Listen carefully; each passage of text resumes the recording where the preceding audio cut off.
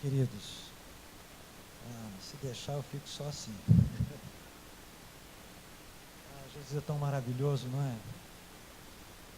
E Paulo em Efésios fala que nós somos criados para louvor e glória dele, não é? Então, louvar é a nossa natureza.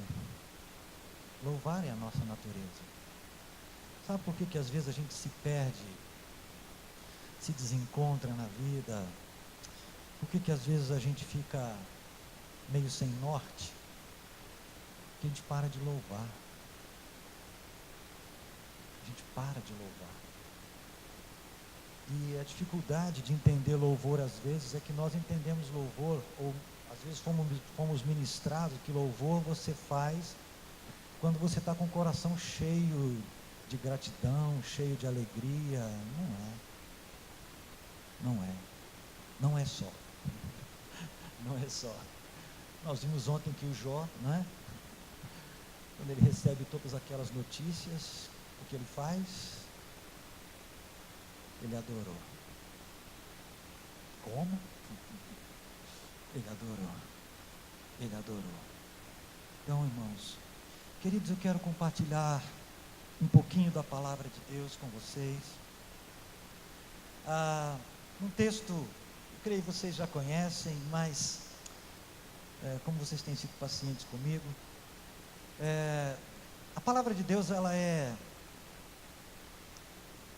tremenda, né? E ela não vai passar, né? Os princípios da palavra de Deus, aquilo que o Espírito Santo soprou, não vão passar, os ensinamentos do Senhor. E é maravilhoso olhar para a palavra e ver o quanto Deus nos busca, o quanto Deus nos busca, o quanto Deus está nos buscando. E às vezes a gente nem se dá conta de que Deus está nos buscando, mas Ele está.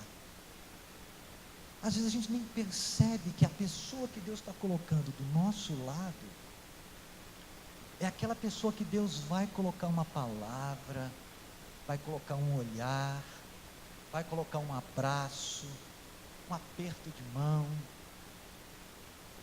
um cumprimento, um sorriso, exatamente na hora que a gente precisa. Mas às vezes a gente vai vivendo nesse dia a dia, vai se decepcionando com a vida e com pessoas, e a gente quase que fala assim: pode vir alguma coisa boa de Nazaré?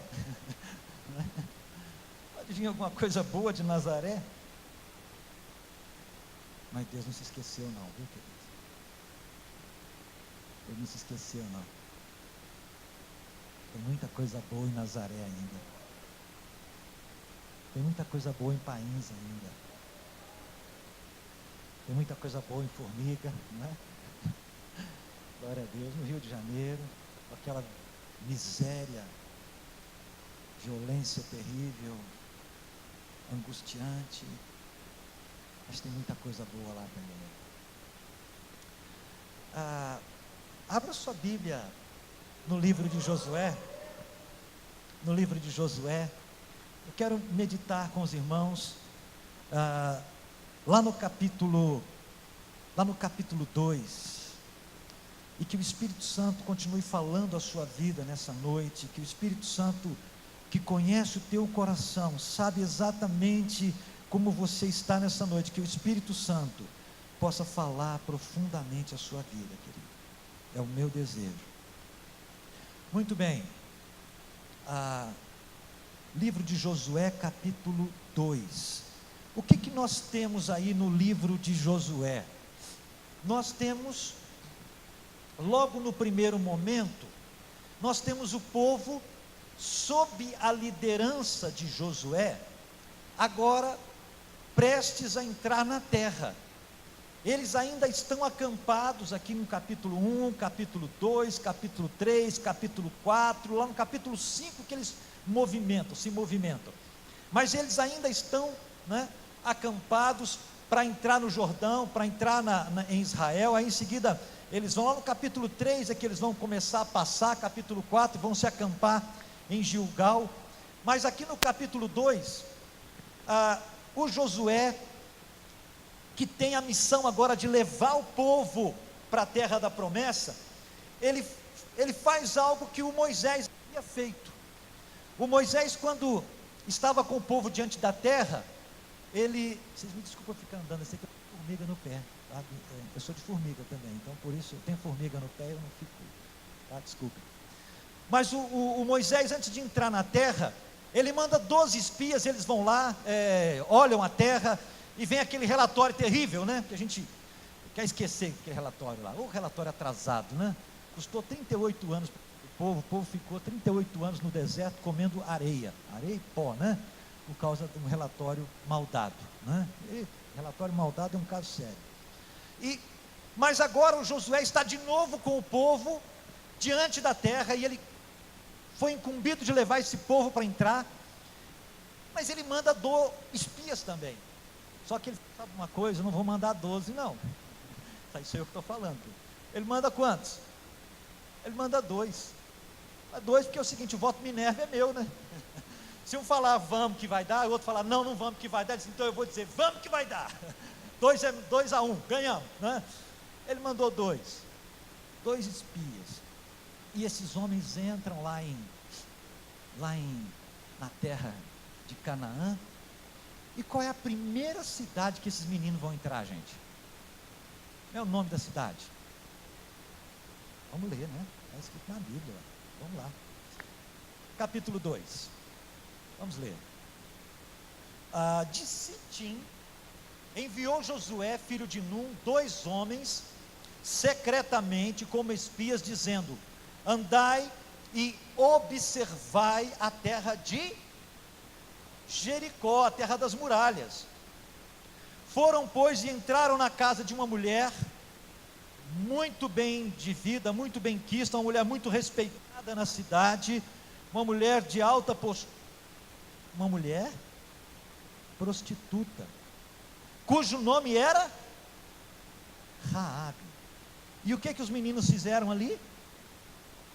Pousaram naquela casa. Verso 2: então se deu a notícia ao rei de Jericó, dizendo: eis que esta noite vieram aqui uns homens dos filhos de Israel para espiar a terra. Mandou, pois, o rei de Jericó dizer a Raabe: faze sair os homens que vieram a ti e entraram na tua casa, porque vieram espiar toda a terra. A mulher, porém, havia tomado e escondido os 2 homens e disse: é verdade que os homens vieram a mim, porém eu não sabia de onde eram.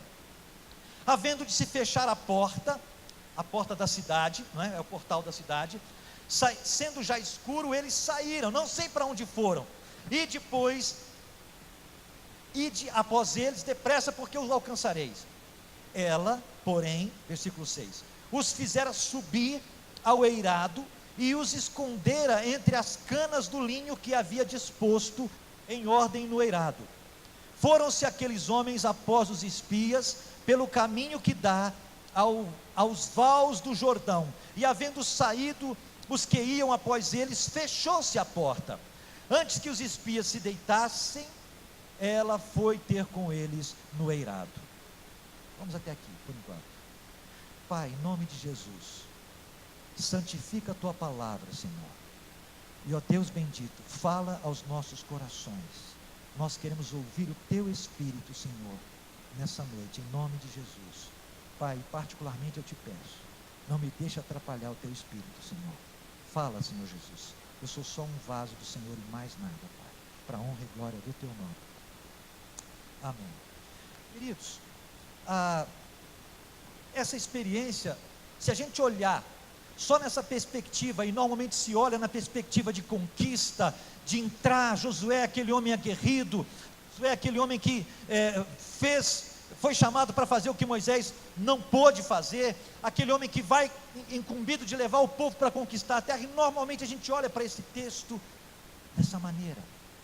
Mas eu quero chamar você para olhar também para exatamente esse momento que nós acabamos de ler e as implicações desse momento, e o que é que tem para nos dizer nessa noite através desse texto. Muito bem, quando Josué está acampado com o povo diante da terra, ele manda esses 2 espias para que eles sondassem, trouxessem algum relatório do que era, como era, alguma característica que pudesse ajudar mais ainda Josué nas estratégias para tomar aquela terra. Mas esses homens, eles entram na cidade de Jericó, é a primeira cidade, de Gilgal, a próxima cidade de Jericó. Quando eles entram em Jericó, onde é que eles vão? Bem, a cidade era toda murada. Durante o dia, as portas da cidade ficavam abertas. E, para o trânsito acontecer, quando começava a escurecer, os portões da cidade eram trancados, para evitar exatamente invasão inimiga. Não se havia toda essa iluminação que a gente tem ela hoje, não é? Hoje você tem a iluminação até à distância. Na época, não é? Você não ter suas portas abertas, era você estar vulnerável. Mas então, esses homens entram na cidade, e eles entram com a incumbência de sondar como é a cidade. E para onde eles vão?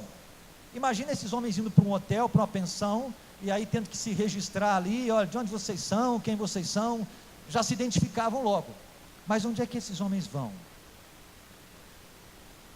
Esses homens vão no lugar mais improvável que a gente possa imaginar, não é verdade, queridos? Porque onde é que esses homens vão? Eles vão numa casa onde talvez a gente não fosse. Imagina o pastor Diego dando uma missão, né, para alguns irmãos aqui, ó, vocês vão lá nós vamos tomar formiga, né? Vamos tomar formiga agora, né? Vim para cá para País para ajudar, nós vamos tomar formiga. Mas imagina, manda 2 irmãos para a formiga, sondar a cidade. Onde é que esses irmãos vão ficar? Na casa do Valbinho? Não vão de jeito nenhum, não. Vai entregar a missão. Mas o fato é que esses homens, eles entram no lugar mais improvável, queridos, que 2 homens israelitas, servos de Deus, poderiam entrar, comissionados com uma missão que não era de Josué, era uma missão de Deus. Josué estava cumprindo uma missão de Deus, mas esses homens entram exatamente no lugar mais improvável que eles poderiam entrar. Não é interessante isso, queridos? Não é às vezes estranho? Senhor, não tinha uma igreja lá para eles irem, para algum irmão acolhê-los naquela igreja?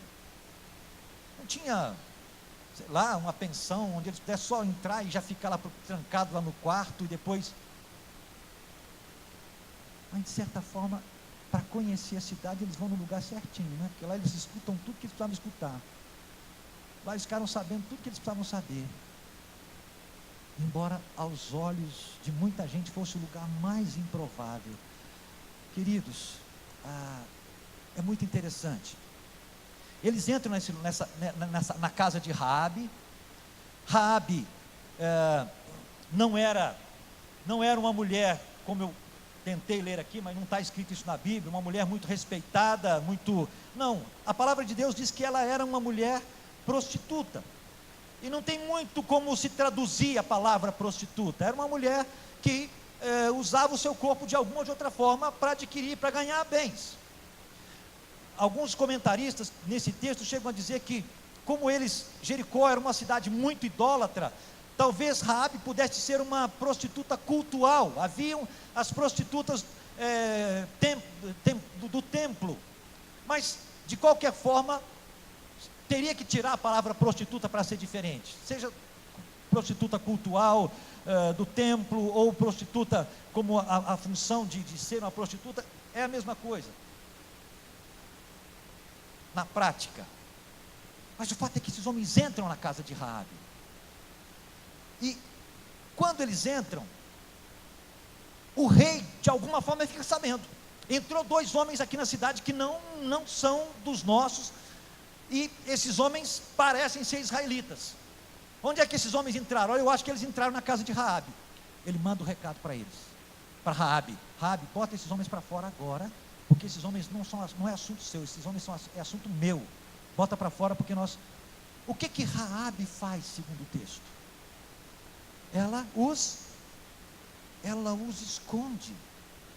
Ela os esconde.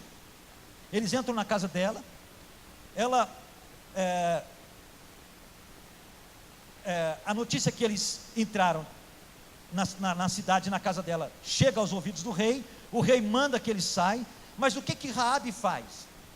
Não é só esconder, ela coloca a vida dela em risco para fazer o quê? Para proteger aqueles dois homens, que ela sequer sabia quem eram. Do jeito dela, até então, ela era uma mulher ímpia, e o que era mais triste, onde é que Raabe morava? Em Jericó. Jericó era uma cidade que nesse tempo estava sob o quê? O livro de Josué às vezes é um livro difícil da gente ler, irmãos. Alguns irmãos têm dificuldade de ler, porque é um livro que fala muito de guerra, de batalha, de conquista, e é um livro pesado, porque parece que sim, que Deus é amor, e como é que Deus então permite que no livro de Josué tenha tantas batalhas sangrentas como a gente vê? Mas a gente precisa ler o livro de Josué na perspectiva da história. Quando Deus chama Abraão, lá no capítulo 12, e lhe faz promessas, lá no capítulo 15, Deus vai fazer uma aliança com Abraão, e na aliança que Deus faz, Deus vai dizer para Abraão, lá no capítulo 15, Abraão, a sua descendência vai ser peregrina, mas você vai ser peregrino, a sua descendência também, mas na quarta geração, a sua descendência vai vir para essa terra Canaã, que você está sendo peregrinando por ela, na quarta geração.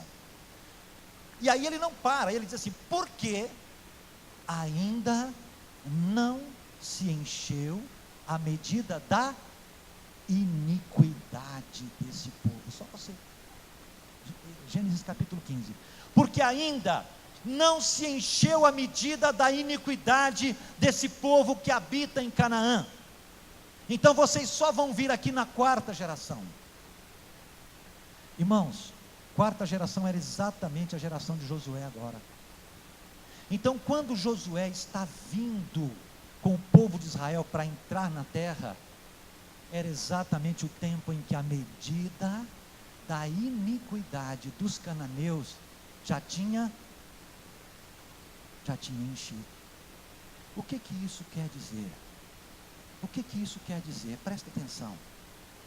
Primeiro quer dizer que quando o povo de Israel vai entrar na terra, eles estão sendo somente vara de Deus, juízo de Deus, eles estão sendo os instrumentos para executar o juízo de Deus sobre os cananeus. Por quê?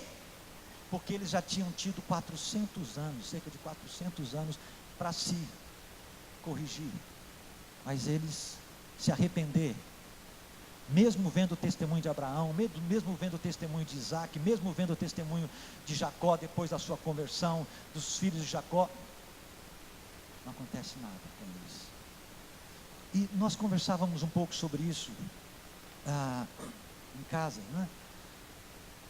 Que esse é um assunto às vezes difícil da gente tratar, porque quando a gente olha para um Deus que é cheio de amor, como é que Deus pode, em algum momento, como é que alguém pode ir para o inferno?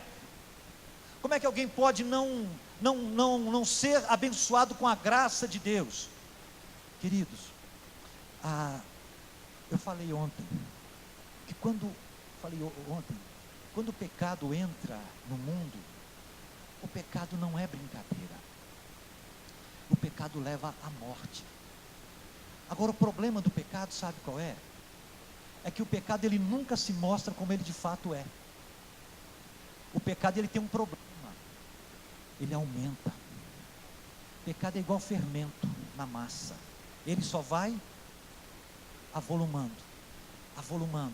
É assim, é um pouquinho aqui, um pouquinho aqui, um pouquinho aqui, um pouquinho aqui, e quando a pessoa se dá conta, ela já cedeu tanto, que ela está tão envolvida no pecado, que o pecado já está tão entranhado na vida dela, que ela já não consegue mais lutar contra aquele pecado.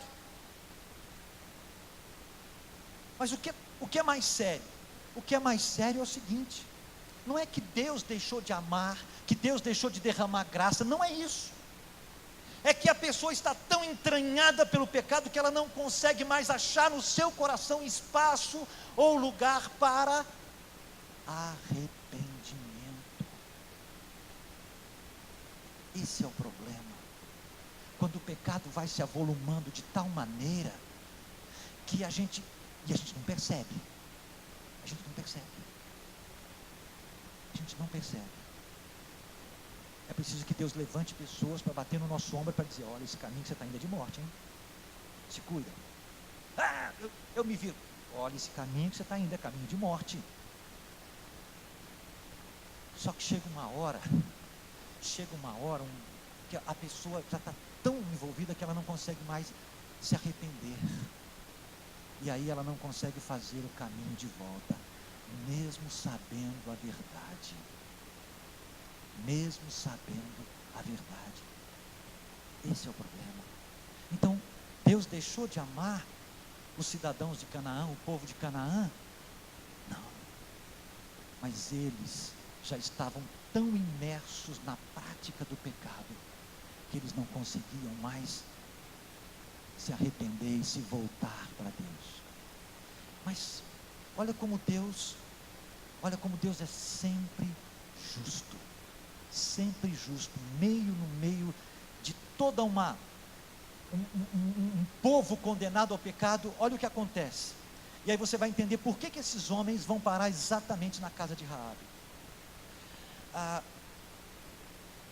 Ela coloca a sua vida em risco para protegê-los, faz do jeito dela. Ela não é uma mulher cristã, ela não é uma mulher que temesse a Deus ainda, ela não conhecia a Deus. Então ela mente para o rei, mas isso era uma característica dela, infelizmente era a vida dela.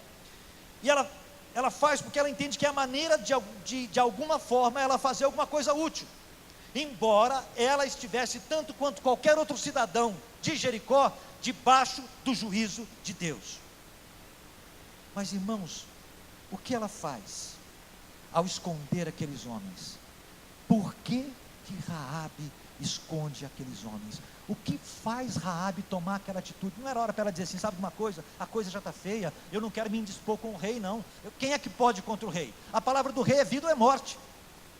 Mas ela corre o risco. Agora, o que faz aquela mulher correr esse risco? Raabe, queridos, entendeu o que muita gente ainda não tem entendido. Raabe compreendeu o tempo da sua visitação. Raabe compreendeu o tempo da sua visitação. Quantas vezes se perde bênção por não discernir o tempo de Deus nas nossas vidas? Quantas vezes o Senhor quer abençoar, quantas vezes o Senhor está respondendo orações, mas a gente não discerne que Deus está vindo. Porque muitas vezes se tem concebida uma forma de como Deus vai responder, de como Deus vai agir, de como Deus vai se mostrar, e não é dessa forma. E às vezes nós não percebemos que Deus está vindo, que Ele está nos visitando, que Ele está nos chamando, que Ele está nos alertando, que Ele está chamando a nossa atenção.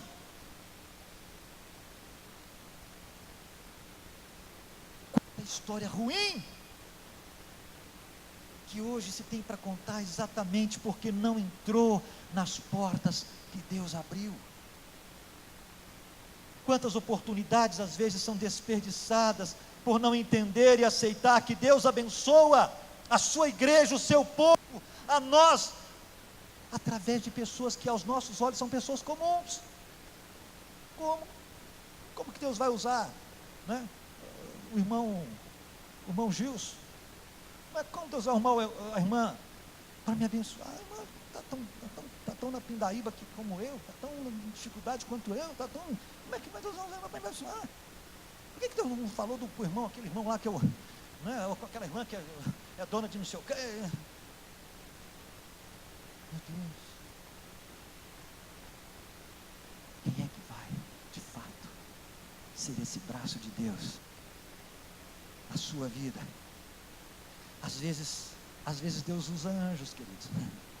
Às vezes Deus chama anjo, coloca anjo, literalmente. É preciso, a gente está tão machucado, a gente está tão quebrado por dentro, que a gente precisa de uma palavra angelical mesmo. O Senhor diz, por misericórdia, diz, vai lá, fala com ele, meu mensageiro. Às vezes ele faz. Mas, sabe o que é mais interessante? É que às vezes anjos, a gente pensa que o anjo tem que ser aquele ser branco, brilhante, de asas, né? Às vezes o anjo pode ser uma anja, uma irmã, ou um irmão, que vem e diz, olha, o Senhor mandou te dizer isso, viu? Ó, o Senhor mandou te entregar isso. Eu estava numa conferência lá em Foz do Iguaçu, devia ter umas 2.000 pessoas. Aí eu fui naquela conferência, fui lá atrás, porque eu estava quebrado. Só eu e Deus sabíamos o quanto eu estava quebrado por dentro. Eu, missionário, você sabe que missionário está sempre com o bolso cheio. E eu fui naquela conferência sabendo que eu precisava chegar em casa e acertar algumas coisas, algumas continhas. Falei, Senhor, mas eu preciso nessa conferência, eu já tenho a inscrição, tenho tudo, eu preciso ir lá. Mas, Senhor, eu preciso fazer outra coisa para poder, sabe, eu sou homem, eu sou pai, eu sou esposo, eu tenho que ser responsável. Mas, Senhor, a conferência está lá, já está tudo pago, eu vou lá, Senhor. Aí eu fui para a conferência, sentei lá atrás e fiquei escutando, recebendo a ministração. Terminou, vou para casa agora. De repente, vem uma irmã, que eu nunca vi nem mais gordo, nem mais magro, né? Simplesmente diz assim, Deus mandou te entregar isso aqui.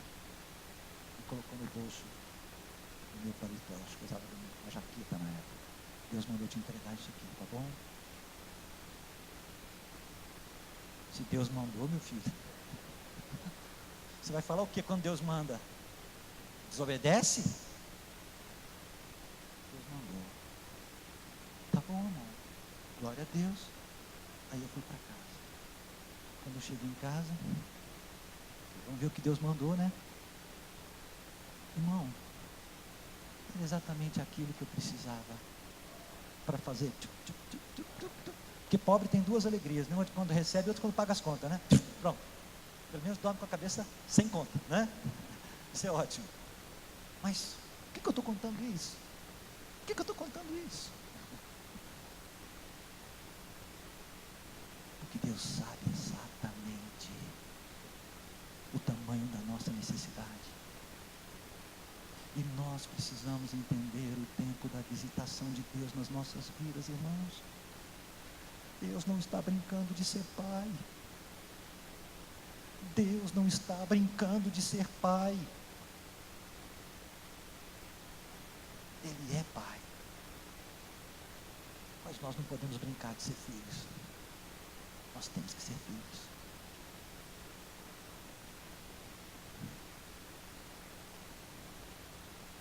O que aconteceu com Raabe? Por que Raabe? Como é que Raabe discerniu aquele momento na vida dela? Raabe sabia que a condenação era certa. Raabe sabia que a morte, o juízo de Deus já era sobre ela e sobre todos os moradores de Jericó. Então, quando ela olha para aqueles dois moços, o que foi que ela viu? O que foi que ela viu? Por que ela toma a atitude que ela tomou, queridos? Raabe compreendeu que aqueles dois homens não eram visitantes comuns. Não eram visitantes comuns. Quem eram então aqueles homens? Eles entraram na casa dela como homens comuns, como espias. Mas o que aqueles dois homens eram na casa de Raabe e que ela discerniu? Portadores da esperança. Aqueles dois homens, irmãos, eles nem imaginaram isso. Eles foram lá para espiar a cidade. Mas olha, uma coisa é o que a gente vê que está acontecendo aqui na terra. Outra coisa é o que Deus está fazendo nas regiões celestes, irmão. Às vezes nós pensamos que nós arquitetamos, que nós planejamos, que nós investimos, que nós fazemos, nós compramos, nós pagamos, nós ganhamos, nós lucramos, perdemos. Mas nós desconsideramos que nas regiões celestiais o Senhor também está agindo a nosso favor. Raabe só vê aqueles dois homens entrando na casa dela. Aqueles dois homens entram na casa dela para segurança e para cumprir a missão deles. Mas de repente a história começa a tomar um enredo que nem eles sabiam direito o que estava para acontecer, mas Raabe sabia o que poderia lhe acontecer. Olha que impressionante.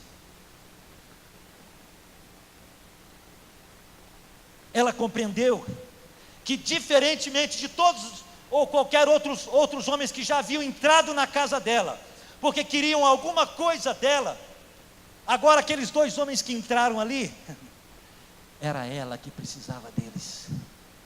Era ela que precisava deles. Não era ela que tinha algo para oferecer a eles. Eram eles que tinham exatamente para oferecer a Raabe o que ela precisava. E aí, meus irmãos, Raabe, é interessante que quando a gente se dispõe a dar ouvidos, ao discernir a ação do Espírito, isso parece que é uma coisa crescente, começa a formigar dentro da gente, a gente começa a caminhar em direção ao que o Espírito está dirigindo.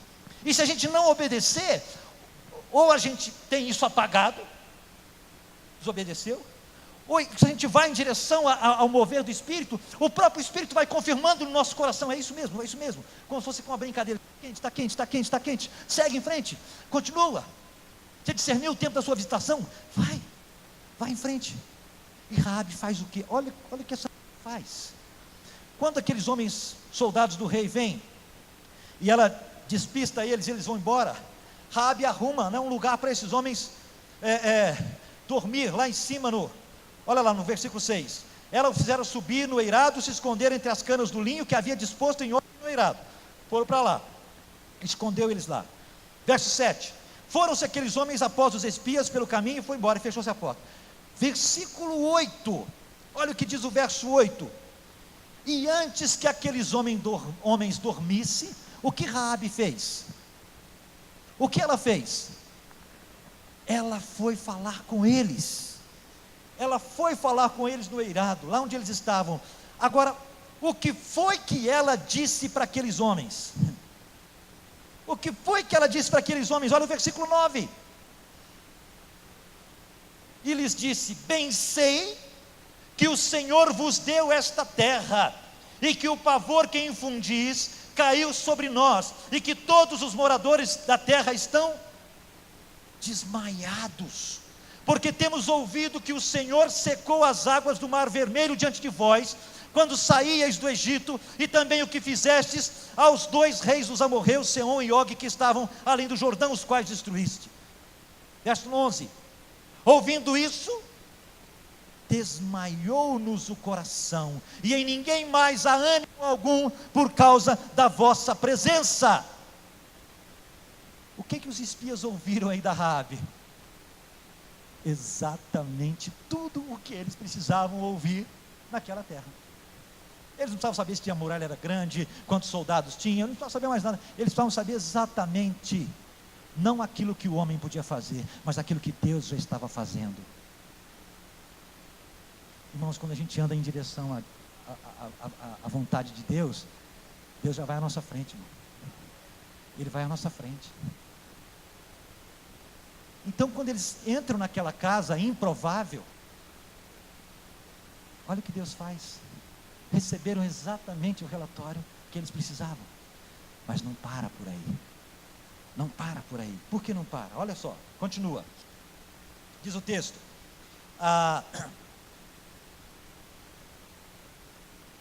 Aí Raabe fala algo que é impressionante, não é?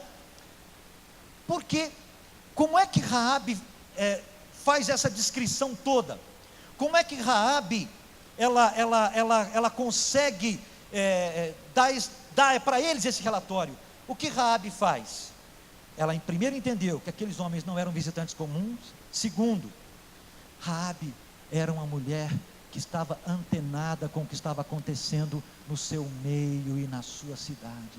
Raabe não era uma mulher que estava brincando com a vida. Por mais que ela fizesse o que ela fizesse, ela era uma mulher que estava conectada com o seu entorno. Ela discerniu, ela foi capaz de fazer uma leitura correta do que estava acontecendo na sua cidade. As palavras dela revelam que ela era alguém que já estava sendo tocada pelo Espírito de Deus. Pois de outra forma, como é que a gente poderia explicar esse pavor social que aconteceu no meio do povo? Aí verso 11, 10 e 11, olha o que ela vai dizer. Ela fala o relatório que Deus tinha feito, mas aí, olha o que ela vai dizer no verso 11, no final do verso 11. Porque o Senhor vosso Deus é o quê? Deus em cima nos céus e embaixo. Ela não diz Deus o nosso Deus, ela diz Deus o vosso Deus. Esse é Deus, em cima nos céus e embaixo na terra. Considerando o meio em que ela vivia, somente alguém que já estivesse sendo trabalhada pelo Espírito de Deus poderia ter essa compreensão. Concordam? Quantos outros, não era ela a única cidadã ali, quantos outros tiveram oportunidades semelhantes, mas eles não perceberam nada. Nós estamos falando de 2 espias, aqui no Antigo Testamento. Jesus vai fazer uma refeição na casa de Simão, lembra? Vai fazer uma refeição na casa de Simão, senta ali na mesa, come, está comendo ali, de repente entra uma mulher também, começa a lavar os pés de Jesus. Aí o que Simão faz? Fica feliz com aquela situação, com aquela cena? Não. Se esse camarada fosse profeta, ele saberia quem é essa mulher. Gente, olha como a coisa é séria, como o coração é uma coisa muito séria. 2 homens, Raabe, porque estava buscando entender, compreender o que estava acontecendo no seu meio, buscando uma salvação. Ela discerniu quando a salvação chegou. Não foi nem Josué. Olha, Jesus na casa de Simão. É Jesus quem entra.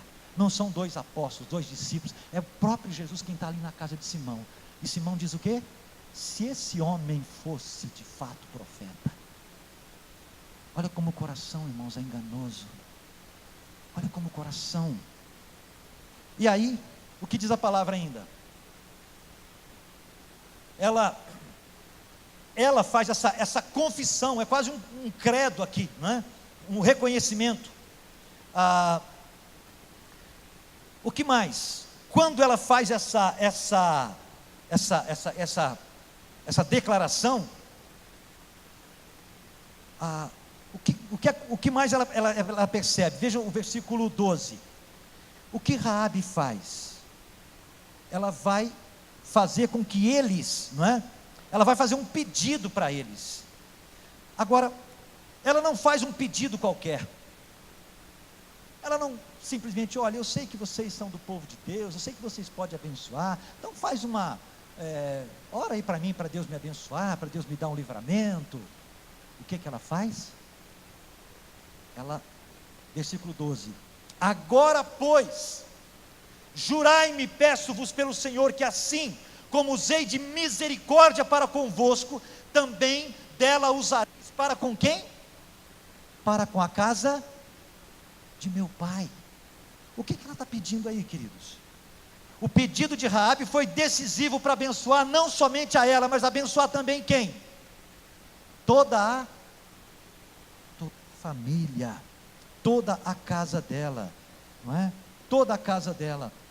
É o que ela vai dizer: para com a casa de meu pai, e que me dareis um sinal certo, de que conservareis a vida, primeiro, 13, do meu pai, da minha mãe, como também de meus irmãos, minhas irmãs, com tudo que tem, e de que livrareis a nossa vida da morte. Ora, O que que isso mostra? Mostra que Raabe não era uma mulher comum. Raabe não era uma mulher comum. Quando ela faz esse pedido, né, esse clamor, não era só um pedido. Qual é a posição que Raabe toma agora em relação à sua família? Porque não fala nada da família dela, fala dela. Irmãos, diante da possibilidade de salvação, o que que Raabe se torna aqui? Uma intercessora pela sua casa, pela sua família. Olha, ela fala dela aqui em algum momento. Ela fala dela.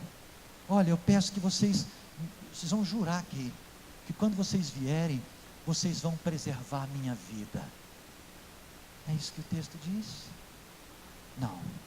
Que vocês preservem a casa do meu pai, os meus irmãos, as minhas irmãs. Olha o coração dela. Olha o coração dessa mulher. Ela não pensou só em si, mas ela queria toda a sua casa salva. Esse é o tipo de atitude a ser imitado por todo aquele que se encontra com Cristo. Eu quero a salvação de todos os meus. O que eu quero para mim, eu quero também para toda a minha casa, para toda a minha família. Esse deve ser também o nosso pensamento, queridos. O que que eu e você queremos para a nossa casa? O que que eu e você queremos para a nossa casa? Qual foi a resposta dos espias aí? Qual foi a resposta? Versículo 14. Então aqueles homens responderam: a nossa vida responderá pela vossa até a morte, se não denunciardes esse negócio. Será, pois, que dando-nos o Senhor esta terra, usaremos contigo de fidelidade. A resposta deles foi: Raabe, tá bom. Irmãos, olha o que essa mulher fez. Quando ela entendeu que ela estava sendo visitada por homens de Deus, esses homens já tinham deitado. Ela não pensou assim, sabe de uma coisa? Esses homens já foram descansar. Amanhã de manhã, bem cedinho, eu acordo eles, e aí a gente conversa. O que que ela fez? Ela não dormiu sobre a possibilidade de ser salva e de ver a sua casa salva. Não. Ela não botou a cabeça no travesseiro sobre a possibilidade de redenção. Ela fez o quê? Ela foi direto lá. Se esses homens podem ser instrumentos de Deus na minha vida, na casa da minha família, é agora, é hoje, é nesse momento. Ela corre lá e diz, e não se contenta com a palavra por vocês: jurai-me, empenhai a palavra de vocês, de que quando vocês vierem, porque vocês vão vir, vocês vão preservar a minha casa, vocês vão usar de misericórdia como eu tenho usado de misericórdia com vocês. Irmãos, aí a gente vai, né, para o desfecho desse momento. E aí lá no versículo 17, aqueles homens pedem que Raabe coloque um fio, um cordão, né, de escarlata na janela da casa dela, a janela por onde ela os fizera descer em seguida, como uma marca, né, de que aquela era a casa, para que um sinal, para que eles soubessem como aquela casa, qual era a casa dela, e a casa dela fosse preservada no momento da conquista. Muito bem. Qual foi a recompensa de Raabe aí, irmãos? Qual foi a recompensa de Raabe? Ela teve duas recompensas. Olha que interessante. A primeira foi logo após a tomada de Jericó. Se a gente vai lá no capítulo 5, quando Jericó é tomada, olha que impressionante, porque Josué toma a palavra daqueles espias como a sua palavra, toma a promessa daqueles espias em relação a Raabe como sua também. Vocês falaram, então nós, como povo de Deus, nós vamos cumprir o que nós falamos. Versículo 22, quando eles vão tomar a cidade, não é?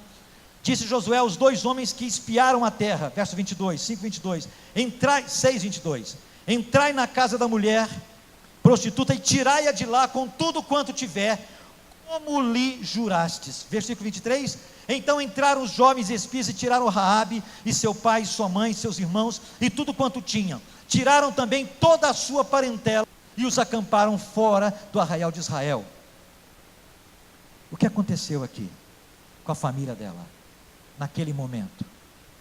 Toda a família dela foi preservada. Versículo 25, embora a cidade toda fosse destruída, Josué conservou com vida a prostituta Raabe e a casa de seu pai e tudo quanto tinha, e habitou no meio de Israel até o dia de hoje, porquanto esconderam os mensageiros que Josué enviara a espiar Jericó. Primeiro, Raabe teve uma recompensa imediata, teve a sua família, a sua casa salva, livrada da destruição. Segundo, se a gente vai abrir lá no livro de Tiago, capítulo 2, verso 25, Tiago vai dizer, e de igual modo Raabe, a meretriz, não foi também justificada pelas obras, não foi justificada quando recolheu os emissários e os despediu por outro caminho. O texto de Tiago vai dizer que Raabe foi salva, ela foi salva lá, e foi salva também na eternidade. Não só isso, não para aí. Se a gente abre Mateus capítulo 1, versículo 4 a 6, vai dizer, e Arão gerou a Aminadab, Aminadab gerou a Nasson, Nasson gerou a Salmão, e Salmão gerou de Raabe a Boaz, e Salmão gerou de quem? De Raabe a Boaz. Quem é o Boaz? Foi o marido de quem? Da Ruth. Boaz era filho de Raabe, foi o marido da Ruth, que nasceu quem em seguida? Ruth e Boaz foram pais de quem? Do Obed. O Obed foi pai de quem? Do Jessé. Agora ficou fácil, de quem o Jessé era pai? De Davi. E Jesus é da descendência de quem? De Davi. Irmãos, olha onde é que essa mulher vai parar. Olha onde essa mulher vai parar. Na genealogia de Jesus. Na genealogia de Jesus. Queridos, quando a gente lê um texto como esse, o que a gente... Senhor, as tuas obras são de fato incompreensíveis, não é? Porque o Senhor às vezes nos leva a lugares que o nosso coração jamais desejaria ir. Mas irmãos, deixa eu dizer uma coisa para vocês, nós precisamos ir onde o Espírito de Deus está. Nós precisamos ir onde o Espírito de Deus está. Porque como eu falei hoje de manhã, e falei basicamente hoje de manhã, o que nós estamos fazendo aqui nessa terra? Nós estamos peregrinando em direção aonde? A nossa casa celestial, não é verdade? Nós estamos indo para lá, e enquanto nós estamos indo para lá, o que nós fazemos como servos de Deus, como aqueles que discernem a voz do Espírito? O que a gente faz?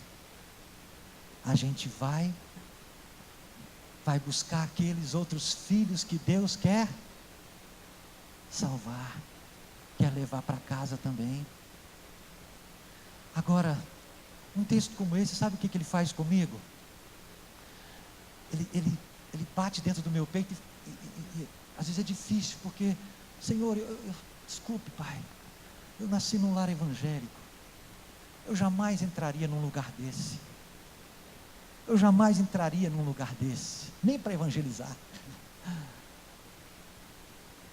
Por que não? Se Deus mandar. Pastor, o que você está falando?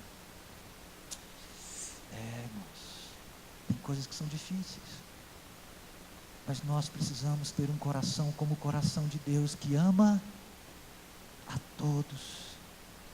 A todos. Independente do título que ele tenha.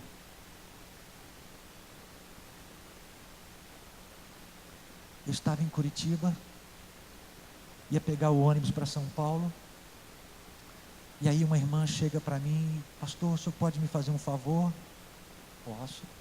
Favor? O senhor está indo para São Paulo? Estou. O senhor pode entregar uma carta para uma irmã minha lá em São Paulo?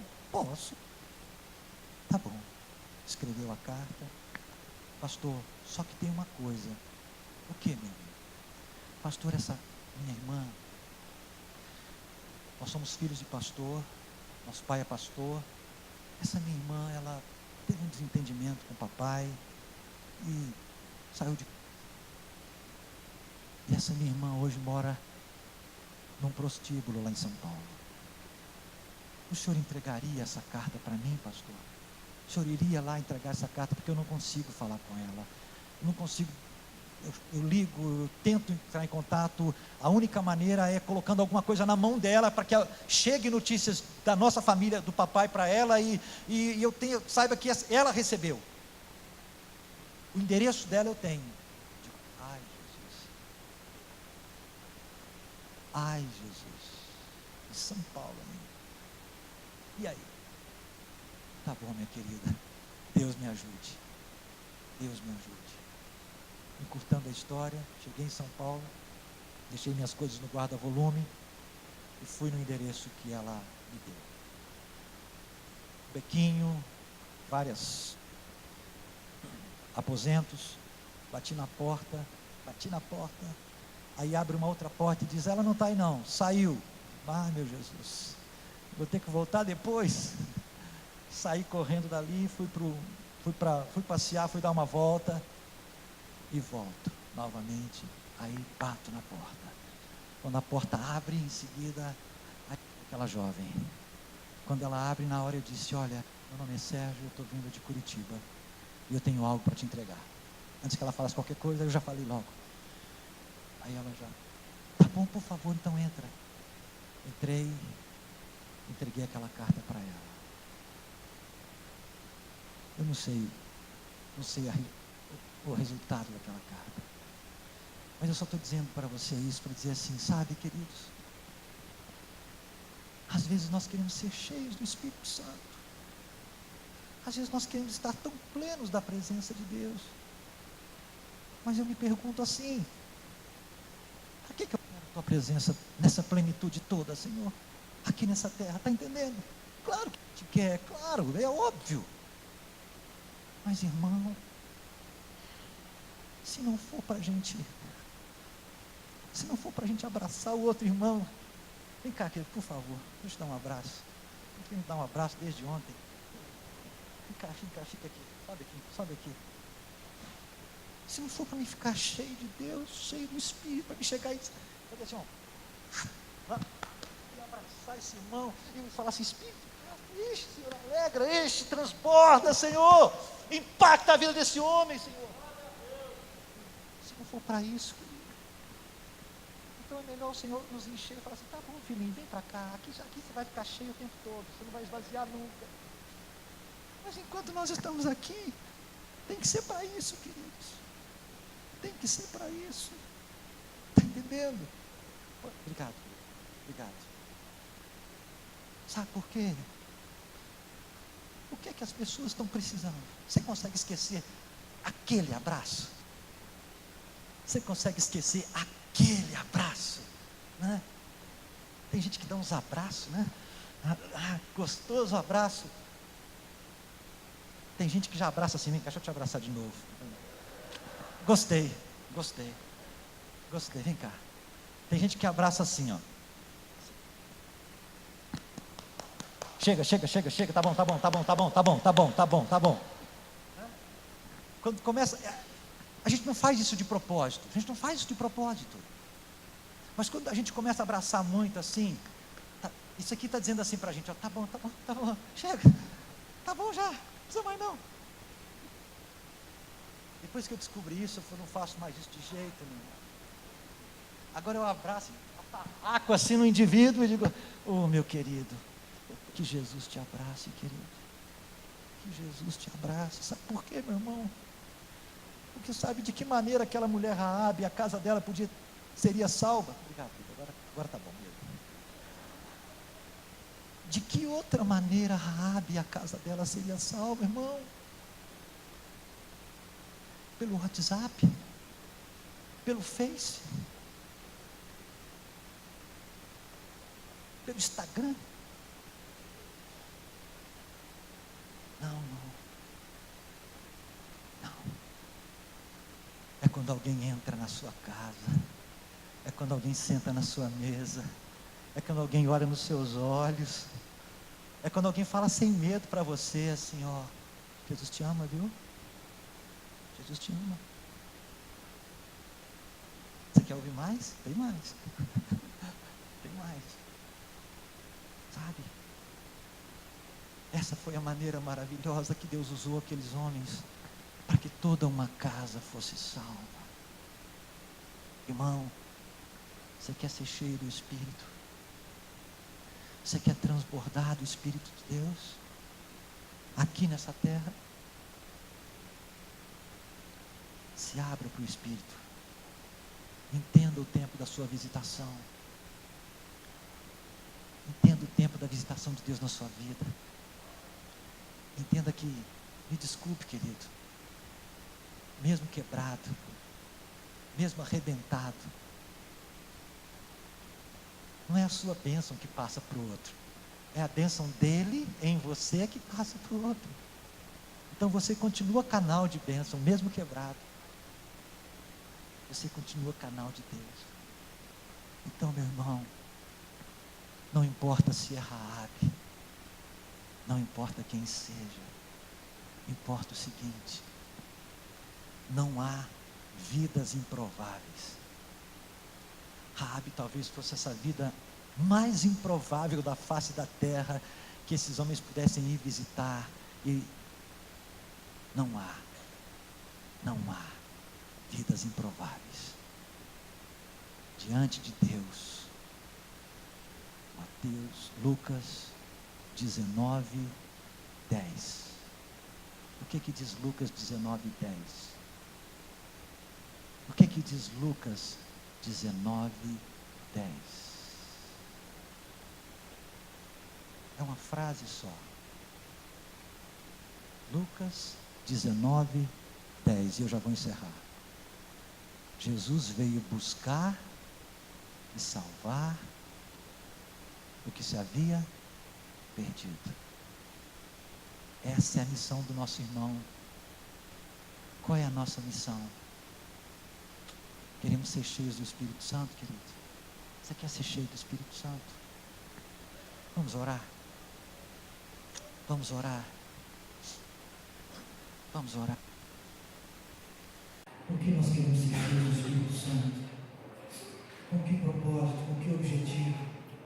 Para nos deliciarmos da presença de Deus nesse mundo tão tenebroso, tão violento, tão injusto, nesse mundo tão difícil. Claro que Deus nos dá um momento de refrigério, mas qual é o momento maior, de maior refrigério que eu e você podemos ter? Qual é o momento de maior refrigério? Qual é o momento de maior alegria? Qual é o momento de maior vitória? Qual é esse momento?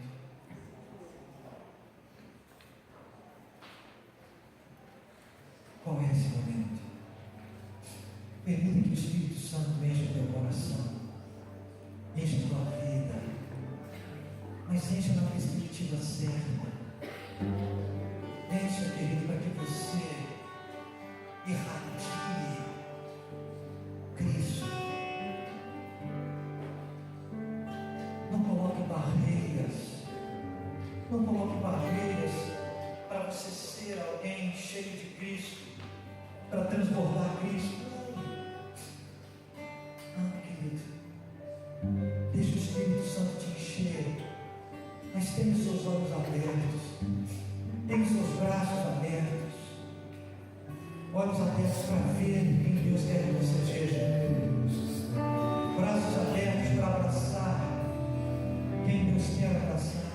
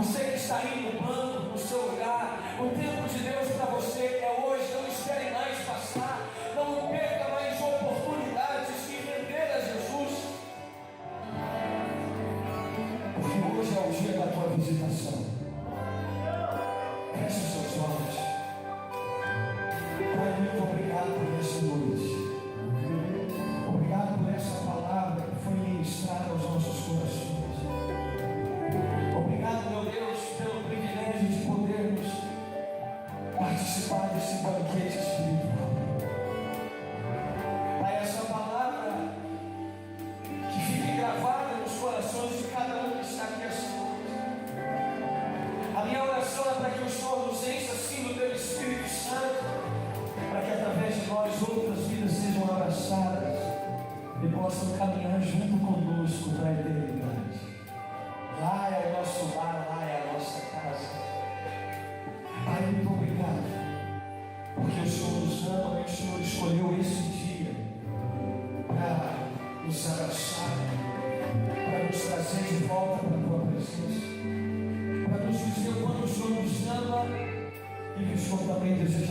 usar para expressar esse amor para aqueles que estão lá fora. Eu abençoo a vida da tua igreja, do teu povo que aqui está. Que esse amor incondicional possa envolver esses corações aqui esta noite. Que cada vida que entrou aqui pela primeira vez, ou talvez já faz parte dessa igreja há muito tempo, mas tem andado afastado dos seus caminhos, que essa palavra venha de encontro a esses corações e possa envolvê-los com o teu grande e precioso amor. Coloca a tua mão sobre o teu coração. Diga comigo assim: Senhor Jesus, essa noite eu entrego a minha vida, o meu coração, as tuas mãos. Eu não quero mais desperdiçar a minha vida, perder o tempo da tua visitação, mas eu reconheço que o dia é hoje. Chegou o meu tempo para que eu viva todos os costumes. Eu te entrego o meu coração e te reconheço como Senhor da minha vida, a partir de hoje, em nome de Jesus. Amém. Eu tenho certeza que o seu destino vai ser mudado a partir de hoje. Se você reconhecer de verdade e abraçar essa palavra, a sua vida a partir de hoje vai ser totalmente diferente. Nós estamos muito felizes por ter você aqui, você que nos visita, você que está aqui, começando a caminhar junto conosco. Essa igreja está aqui para te abraçar. E para mim é uma alegria muito grande ser o seu pastor. E sempre quando nós fazemos o apelo aqui no altar, eu sempre faço um pedido para todo mundo que está aqui: deixa eu ser o seu pastor. Deixa essa igreja cuidar de você, deixa essa igreja te abraçar, deixa esse irmão que te trouxe cuidar de você. Eu queria pegar o seu nome, o seu telefone, você que nos visita aqui pela primeira vez, você que está aqui, que fez essa oração pela primeira vez. Nós queremos orar por você, nós queremos ligar para você, nós queremos fazer uma visita para você, se você permitir. Nós temos um projeto chamado Casa de Paz. Você deve ter visto aqui esses cartazes. Eu acho que depois dessa palavra ninguém tem dúvida de qual é o verdadeiro propósito do projeto Casa de Paz. Amém, igreja? Ficou bem entendido, né? Eu acho que deu para entender perfeitamente que o objetivo desse projeto é levar para a casa das pessoas aquilo que Deus tem derramado sobre nós. Eu queria pegar o seu nome, o seu telefone. Nós temos aqui uma equipe de coletes azuis. Por favor, não vai embora. Você que está aqui visitando, deixa a gente pegar o seu nome, o seu telefone, antes de você ir para a sua casa. Alguém aqui foi abençoado por essa palavra? A minha oração é para que você entenda de verdade qual é o propósito de ser igreja. Quando os discípulos oraram ao Senhor em Atos, pedindo ao Senhor que nos enchesse com o espírito de ousadia, a intenção deles era para que através daquela ousadia eles pudessem pregar a palavra de Deus. E esse é o objetivo. E esse é o objetivo dessa igreja, dessa cidade. Amém, querido? Levanta sua mão para nós. Pastor Sérgio, muito obrigado mais uma vez. Que bom você ter saído da sua casa e vir aqui nos abençoar. Família, obrigado. Obrigado a toda a equipe que tem sido um presente de Deus para nós. Levanta as suas mãos para nós. Guarde essa palavra no seu coração. Tem muita gente aqui no país que precisa de nós. Na verdade, elas não precisam de nós diretamente falando, mas elas precisam daquilo que existe dentro de nós. Aquilo que nós temos é o Espírito Santo. Pai, muito obrigado. Obrigado por esse fim de semana. A palavra que eu tenho no meu coração é gratidão. Gratidão por esse tempo, gratidão por essa igreja, gratidão por tudo que o Senhor tem feito. Deus, o Senhor sabe como eu amo esse povo. O Senhor sabe como esse povo tem me abraçado nesses últimos dias. Abraçado a minha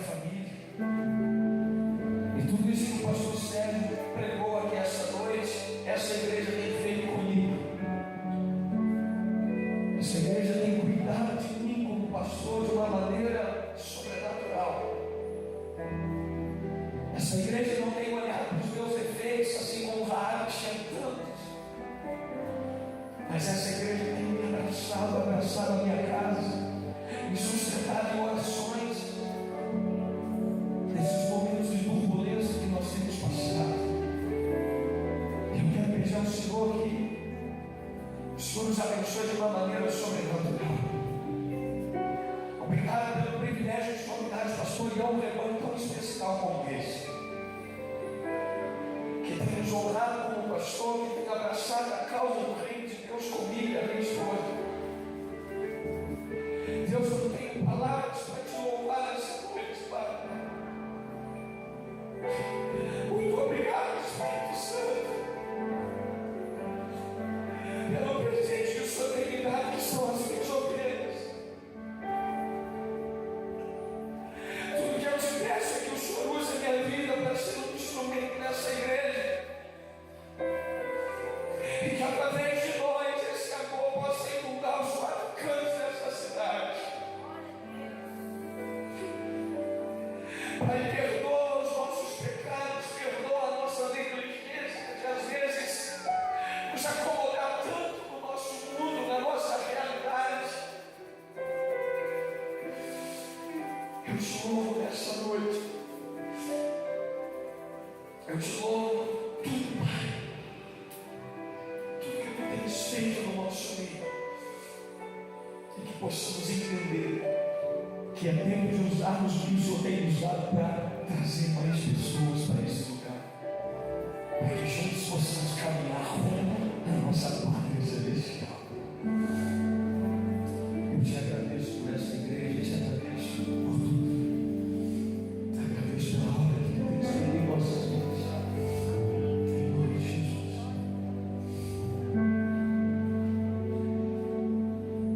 Deus abençoe a sua vida, viu, querido? Só tenho a agradecer o carinho da igreja, o que vocês têm feito. E eu tenho certeza que o Senhor tem muito mais para usar você para alcançar muito mais pessoas. Guarda essa palavra no seu coração. Que a graça de Jesus, pelo amor de Deus, as doces consolações do Espírito Santo estejam sobre a sua vida. Dá um abraço a quem está perto de você, quem está do seu lado. Fala para ele, meu irmão, vamos caminhar junto no Senhor, amém? Nós estamos juntos nesse propósito. Deus te abençoe, uma ótima semana para você. Você que está nos visitando, deixa a gente pegar o seu nome, o seu telefone, vem aqui à frente com a nossa equipe. Nós queremos orar por sua vida. Deus te abençoe, uma ótima semana de leve e paz. Vai debaixo dessa palavra em nome de Jesus.